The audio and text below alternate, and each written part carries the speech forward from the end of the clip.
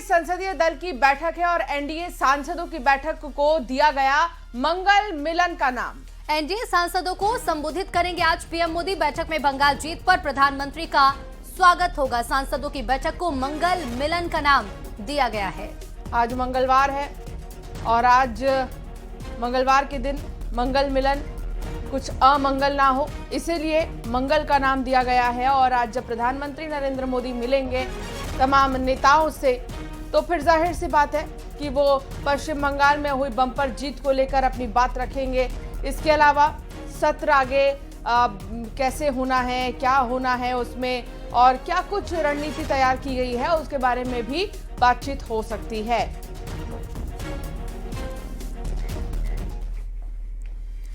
और अब बात मध्य प्रदेश की। मध्य प्रदेश विधानसभा के मानसून सत्र का आज दूसरा दिन है और राजनीतिक लिहाज से ये दिन बेहद अहम माना जा रहा है। सदन में आज प्रदेश सरकार के बहुप्रतीक्षित यूसीसी बिल पर चर्चा होगी और सरकार इसे सामाजिक समानता और न्याय की दिशा में ऐतिहासिक कदम बता रही है, जबकि विपक्ष पहले ही इस मुद्दे पर सरकार को घेरने के संकेत दे चुका है।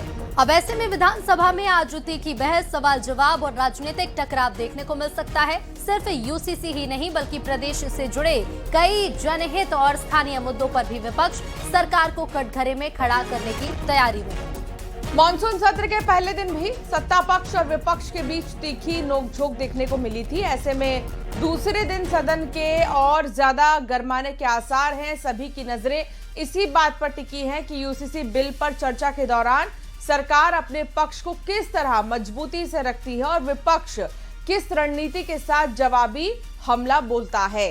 तो विधानसभा का दूसरा दिन राजनीतिक दृष्टि से काफी महत्वपूर्ण और हाई वोल्टेज रहने वाला है। यूसीसी पर आज आर पार होगा। काफी महत्वपूर्ण दिन है आज राजनीतिक लिहाज से और आज मानसून सत्र का दूसरा दिन है। वासु चौरे संवाददाता हमारे साथ जुड़ गए हैं। वासु, आज का दिन कितना खास रहने वाला है यूसीसी के लिहाज से?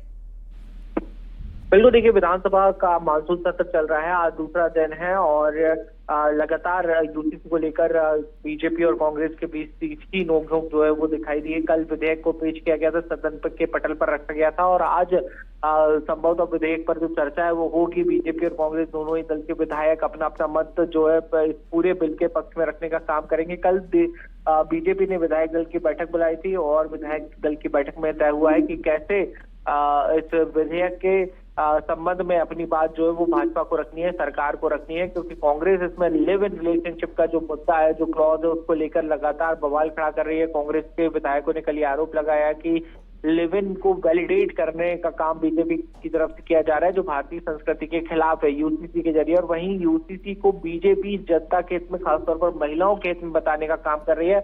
तो बहरहाल दोनों ही पक्ष जो है अपने अपने तरीके से विरोध करते हुए नजर आ रहे हैं। कल कांग्रेस के विधायक भी काले कपड़े पहनकर सदन में पहुंचे थे और आज भी कुछ इस तरीके से विरोध प्रदर्शन कर सकते हैं, सांकेतिक रूप से विरोध प्रदर्शन कर सकते हैं, लेकिन सरकार ने अपनी मंशा साफ जाहिर कर दी है कि इस विधेयक को पास कराया जाएगा और यूसीसी मध्य प्रदेश में लागू होगा।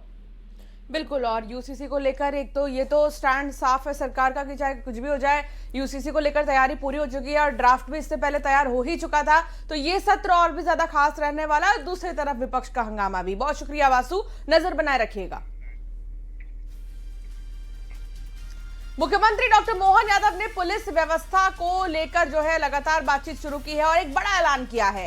सीएम ने कहा कि प्रदेश में 18,000 पुलिसकर्मियों की भर्ती की जाएगी, जबकि 25,000 पुलिसकर्मियों को पहले ही प्रमोशन दिया जा चुका है। चीफ सेक्रेटरी के साथ हुई समीक्षा बैठक में मुख्यमंत्री ने पुलिस अधिकारियों को जरूरी दिशा निर्देश भी जारी किया और उन्होंने कहा कि सरकार पुलिस और पुलिस बल की बेहतरी और कानून व्यवस्था को मजबूत बनाने के लिए लगातार काम कर रही है।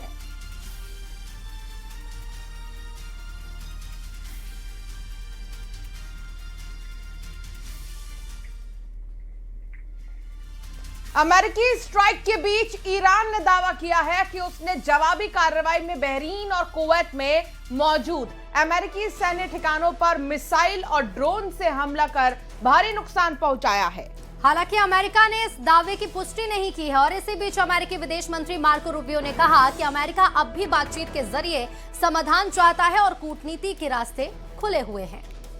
तो वहीं ईरान ने भी ये बातचीत के लिए तैयार होने की बात कही है, लेकिन जब तक उस पर हमले जारी रहेंगे तब तक वो अपनी जवाबी सैन्य कार्रवाई भी जारी रखेगा।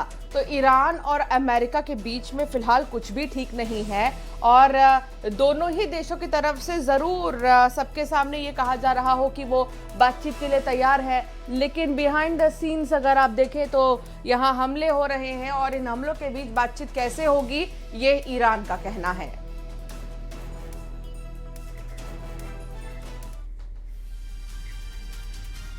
और मैहर से इस वक्त की बड़ी खबर है, नेशनल हाईवे 30 पर भीषण सड़क हादसा हुआ है। रीवा से नागपुर जा रही यात्री बस अमरपाटन के पड़हा के पास हादसे का शिकार हो गई है।